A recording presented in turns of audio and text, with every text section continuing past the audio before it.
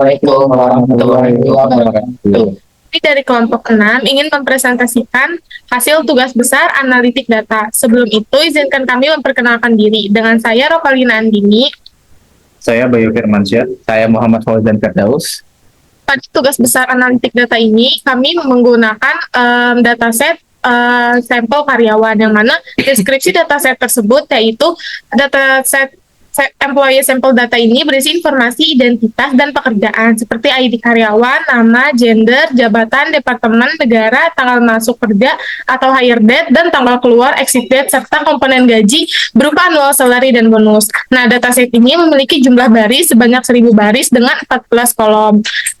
Detail informasi tabel dataset itu yang pertama yaitu terdapat nama kolomnya, lalu tipe data dan jenis datasetnya, dan juga contoh datanya. Di sini terdapat 14 kolom yang mana terdiri dari kolom EEID, full name, job title, departemen, business unit, gender, ethnicity, age, hire date, annual salary, bonus, country, city, dan juga exit date. Nah, langkah pertama yaitu kami melakukan data cleaning pada Microsoft Excel. Nah, pada data cleaning ini ditemukan bahwa dataset ini masih belum sepenuhnya bersih, yang mana ditemukannya itu data missing pada kolom exit date. Nah, data missing pada kolom exit date itu menunjukkan bahwa terdapat sejumlah data kosong dikarenakan karyawannya itu masih berstatus aktif dan belum keluar dari perusahaan. Dapat dilihat pada tabel 3.1, di sini pada kolom exit date itu terdapat data yang kosong. Nah, pada tab selanjutnya, kami akan melakukan pembersihan data menggunakan function if N2 sama dengan, ini maksudnya tuh N2, if jika pada baris N2 itu kosong, maka akan menampilkan kalimat masih aktif. Jika data pada N2 itu tidak kosong, maka akan mengembalikan data dari N2 itu tersendiri. Nah, fungsi ini tuh digunakan untuk memeriksa apakah data kolomnya itu kosong atau tidak. Jika selnya kosong, maka akan menampilkan nilai masih aktif. Jika tidak, maka akan menampilkan nilai dari data pada kolom itu sendiri. Nah, di sini kami telah melakukan pembersihan data, yang mana kami membuat kolom baru bernama itu exit date new yang baru. Di sini dapat terlihat perbedaannya sebelum dan sesudah kami melakukan pembersihan data. Sebelum melakukan pembersihan data tersebut masih banyak yang kosong. Nah, setelah melakukan pembersihan data, terdapat keterangan bahwa data yang kosong itu ternyata masih bersifat karyawan tersebut masih bersifat aktif. Lalu di sini kami membuat 3 pivot table, yang mana pivot table pertama yaitu kami membuat pivot table dengan jumlah karyawan per departemen dengan filter gender. Nah, pivot table berikut ini menampilkan jumlah karyawan dengan gender di departemen. Nah, di sini kami memilih gendernya itu male. Di sini juga setelah itu terdapat beberapa informasi dari departemen dan juga jumlah karyawannya. Di sini dapat dilihat bahwa Departemen Accounting sebanyak 43 karyawan, Engineering 78 karyawan, Finance sebanyak 51 karyawan, Human Resource 61, IT 122 karyawan, Marketing 63 karyawan, dan Sales itu sebanyak 64 karyawan.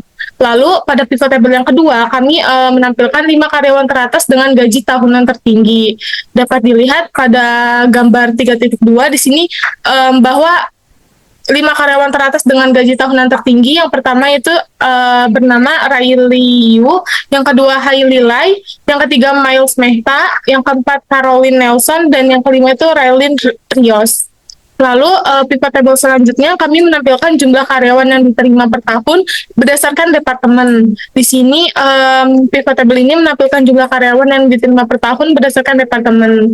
Nah, dapat dilihat pada gambar 3.3 bahwa Departemen Finansi itu memiliki total 120 karyawan yang diterima dalam periode tahun 1995 hingga tahun 2021. Selanjutnya pada tahap SQL akan dijelaskan oleh Muhammad Fauzan Firdaus. Oke, pada tahap SQL kami menggunakan query select. Yang pertama ada query select digunakan untuk menampilkan data dari satu atau lebih kolom dari dalam database. Terlihat pada gambar 4.1 ada query select di mana kita memilih kolom EID, full name, departemen, dan annual salary from, itu artinya dari database employee. Seperti yang terlihat bahwa hasilnya ada di gambar 4.2 di mana ditampilkan kolom EID, full name, departemen, dan annual salary-nya. Yang kedua ada query where, di mana query where ini digunakan untuk memfilter data berdasarkan kondisi tertentu. Terlihat pada gambar 4.3, query where digunakan untuk mencari departemen IT, di mana kita mencari namanya, full name-nya, departemennya, dan kotanya dari mana. Mendapatkan datanya dari mana? From database employees. Kondisinya untuk mencari departemen berdasarkan IT.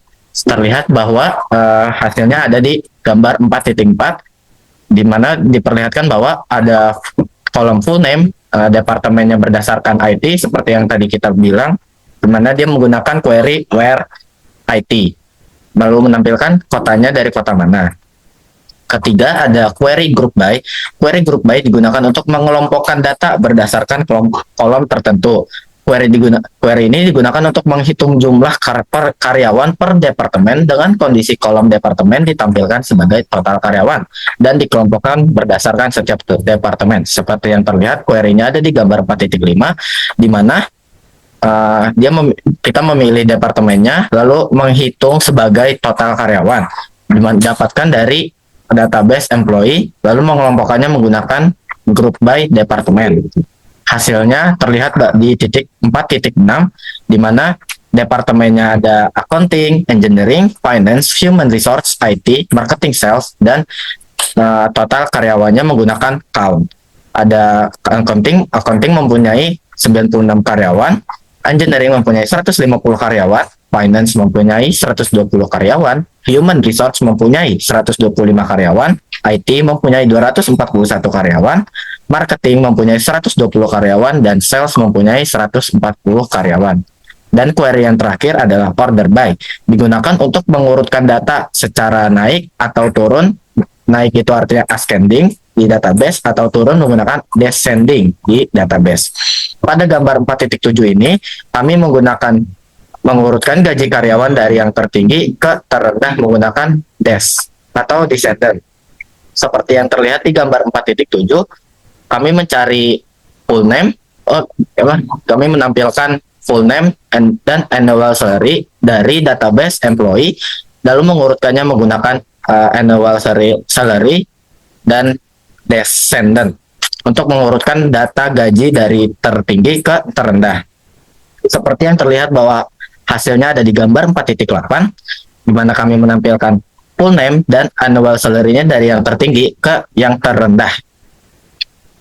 Kesimpulannya, dari hasil pengolahan data yang telah dilakukan dapat disimpulkan bahwa perintah SQL memiliki peran penting dalam pengolahan data. Beberapa perintah yang digunakan antara lain adalah tadi ada query select, query where, query group by, dan query order by. Selanjutnya, Tableau akan dijelaskan oleh Bayu Firmansyah.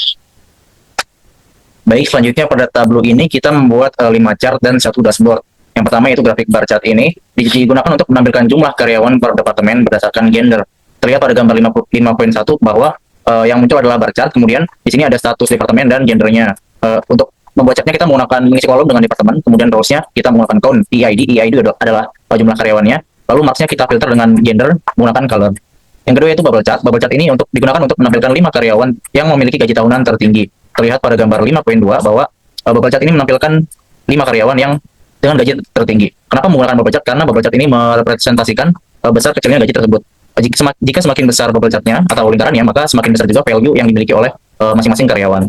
Yang ketiga itu line chart. Line chart ini digunakan untuk menampilkan jumlah karyawan yang diterima per tahun berdasarkan departemen. Filternya itu dari tahun 1995 hingga tahun 2021. Terlihat pada gambar 5.3 bahwa line chart ini menampilkan penerimaan karyawan dari tahun 1995 hingga tahun 2021. Difilter berdasarkan departemen. Yang keempat yaitu grafik tree map. Jadi grafik tree map ini digunakan untuk menunjukkan rata-rata gaji tahunan karyawan berdasarkan kota. Dapat terlihat bahwa Shanghai memiliki rata-rata tertinggi, yaitu di angka $119.972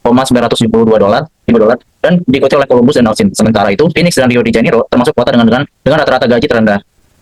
Kemudian itu yang kelima ada horizontal bar chart. Jadi chart ini digunakan untuk menunjukkan jumlah karyawan per kota. Terlihat bahwa Seattle ini menduduki peringkat pertama dengan jumlah karyawan terbanyak yaitu 118, diikuti oleh Columbus dengan jumlah karyawan 113. Kemudian yang ketiga itu Miami dengan jumlah karyawan 109, dan di tempat terakhir yaitu Manaus dengan 42 karyawan. Kemudian yang terakhir itu dashboardnya. Dashboard ini digunakan untuk menampilkan kelima chart yang sebelumnya telah dibuat. Berikut dashboard dari dashboard employee sampel data. Di sini ada bar chart-nya, yaitu untuk memfilter karyawan berdasarkan departemen. Kemudian line chart-nya itu untuk menunjukkan penerimaan karyawan dari tahun ke tahun. Kemudian trimap ini untuk menunjukkan gaji tahunan yang ada di pada tiap kota. Kemudian bubble chart ini untuk menampilkan 5 karyawan dengan gaji tertinggi. Kemudian bar chart ini ditujukan untuk menampilkan employee atau karyawan yang masih aktif dan tidak aktif, berdasarkan gender. Kemudian yang terakhir itu yaitu Google Colab atau Python. Untuk Google Colab kita hanya membuat 5 IDE. Yang pertama itu load dataset-nya. Load dataset ini menggunakan komen yaitu import pandas SPD. Jadi pandas itu adalah library yang ada di Python. Kemudian SPD ini digunakan untuk mempersingkat penulisan. Kemudian di FPD read Excel ini digunakan untuk membaca file Excel. Kemudian yang ada di dalam kurung ini adalah path yang kita gunakan. Kemudian ada di fhead. Di fhead ini untuk menampilkan 5 kolom pertama pada dataset. Terlihat bahwa hasilnya itu menampilkan 5 kolom pertama dari 0, 1 sampai 4. Yang ditampilkan adalah kolom EID, full name, job title, department, business unit, gender, ethnicity, age, hire date, annual salary, bonus, country, city, exit date, dan exit date 2. Kemudian itu kita melakukan struktur dan informasi data. Pada bagian ini kita membuat 2 komen. Yang pertama itu df shape. Jadi df shape ini digunakan untuk menampilkan jumlah baris dan kolom pada dataset. Di sini ada yang muncul adalah 1000 dan 15. Jadi 1000 ini adalah jumlah baris yang dimiliki oleh dataset dan 15 adalah jumlah kolom yang dimiliki oleh dataset. Kemudian df info ini digunakan untuk menampilkan struktur dataset secara keseluruhan. Yang pertama ada range index 1000 entries, berarti dataset ini memiliki 1000 baris, indeksnya 0 sampai 999. Kemudian data columns adalah jumlah baris yang dimiliki oleh dataset. Kemudian ini adalah susunan utama pada kolom yang dimiliki oleh dataset. Ada EID, full name, job title, department, business unit, dan seterusnya. Kemudian di type ini adalah tipe data yang dimiliki oleh tiap-tiap kolom. Objek itu seperti teks, lalu in itu adalah angka, kemudian date time ini adalah tanggal, kemudian float juga angka, objek teks, dan seterusnya. Kemudian pada section ketiga kita menampilkan statistik deskriptif pada dataset. Pada tahap ini kita menggunakan komen df-describe. Jadi df-describe ini digunakan untuk menampilkan statistik deskriptif variabel numerik pada dataset karyawan. Yang pertama itu count, min, plus min, 25%, 50, dan 75%, max, dan STD. Count itu digunakan untuk menghitung jumlah baris yang ada. Dapat terlihat bahwa age ini memiliki 1000 baris, HRD juga 1000, annual salary 1000, bonus 1000, dan exit kosongkan exit date memiliki 85 baris. Jadi dapat diketahui bahwa tiap-tiap kolom ini memiliki 1000 baris, HRD 1000, dan seterusnya. Kemudian min ini digunakan untuk mendapatkan rata-rata dari tiap kolom. Jadi age itu rata-ratanya adalah 44, HRD sekian, annual salary itu 113, 217, bonus itu 0,8, kemudian exit date ini adalah sekian. Kemudian min ini digunakan untuk menampilkan nilai minimum dari tiap-tiap kolom. Lalu 25% ini adalah kuartil pertama dari kolom age, yaitu 35 nilainya, dan seterusnya. Kemudian 50% ini adalah kuartil kedua dari kolom age dan kolom lainnya. Kemudian 75% adalah untuk menampilkan kuartil ketiga dari kolom age dan seterusnya. Kemudian max adalah nilai maksimal dari masing-masing kolom yang ada. Kemudian untuk section keempat, kita melakukan pemeriksaan missing value. Missing value itu digunakan untuk menampilkan apakah ada value yang hilang dari salah satu kolom. Dapat terlihat bahwa kita menggunakan komen df is not sum. Jadi intinya komen ini digunakan untuk mengecek missing value yang ada pada masing-masing kolom. Dapat terlihat di gambar ini bahwa hampir seluruh kolom tidak memiliki missing value atau nilai yang kosong, kecuali exit date. Karena seperti yang telah dijelaskan tadi, tidak semua karyawan telah resign atau keluar. Jadi 915 karyawan itu masih berstatus aktif. Lalu untuk visualisasi, kita membuat 2 grafik. Yang pertama itu distribusi usia karyawan. Untuk di sini kita komennya menggunakan import matplotlib. PyPlot ini juga salah satu library yang ada di Pandas. Kemudian untuk yang pertama, kita mengambil df-age, berarti kita mengambil kolom age. Kemudian kita tampilkan sebagai histogram.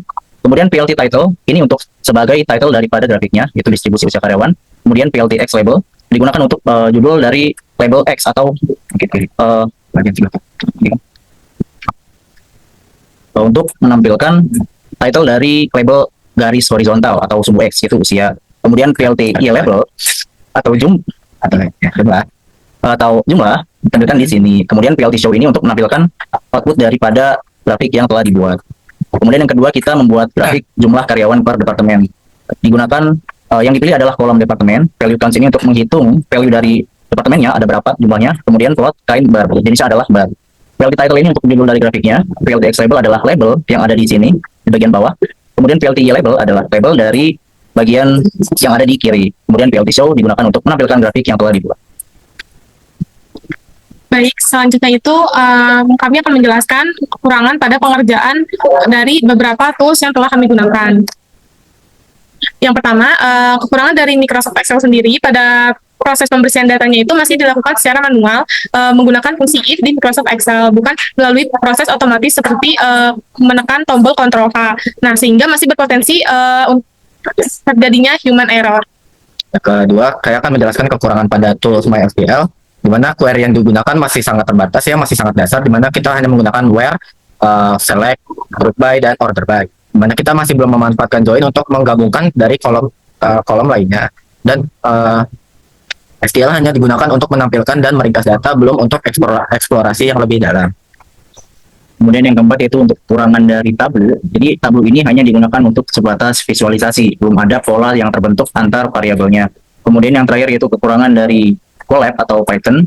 Colab yang kami buat hanya sebatas IDE dasar, belum mencakup analisis lanjutan atau advance.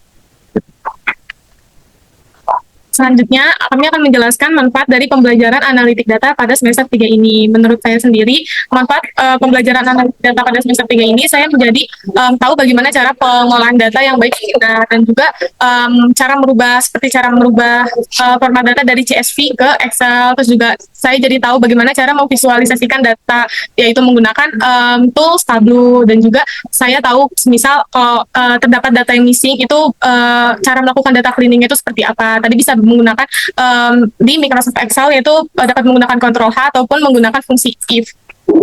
Menurut saya manfaat dari analitik data ini masih sama, yaitu untuk saya jadi mengetahui cara mengolah data menggunakan 4 tools seperti MySQL, Excel, Tableau, itu untuk memvisualisasi datanya. Saya lebih prefer memvisualisasi datanya menggunakan Excel. Nah, ya, saya lebih prefer menggunakan Excel daripada Tableau, karena kalau di Tableau tuh dashboardnya masih sangat kurang ya dari yang tadi saya lihat, karena saya lebih suka memvisualisasi datanya menggunakan Excel. Baik, kalau menurut saya jadi dapat memahami bahwa proses analitik itu bagaimana sih roadmap-nya dari mulai pengolahan data hingga penyajian hasilnya. Jadi yang pertama mungkin dari Excel-nya itu ada untuk membersihkan dan menganalisis data di tahap pertama. Kemudian yang kedua itu SQL untuk pengambilan dan pengelompokan data. Kemudian Tableau itu digunakan untuk memvisualisasi data dari hasil yang telah kita bersihkan dan kita kelompokkan tadi. Kemudian di Colab yang terakhir itu kita gunakan untuk eksplorasi dataset dan analisis statistik. Baik, selanjutnya kami akan menjelaskan kesimpulan dari laporan tugas besar analitik data. Berdasarkan hasil pengolahan data, dapat disimpulkan bahwa dataset employee kita yang kita gunakan, yaitu employee sampel data, masih memiliki kekurangan, terutama banyaknya nilai kosong pada kolom exit date, sehingga diperlukan proses data cleaning dan agar hasil analisis menjadi lebih akurat dan tidak menimbulkan kesalahan kesimpulan. Baik, kami sudah mencapai penutup atau akhir dari presentasi tugas besar analitik data. Sekian dari kelompok kami, kurang lebihnya mohon maaf. Wassalamualaikum warahmatullahi wabarakatuh.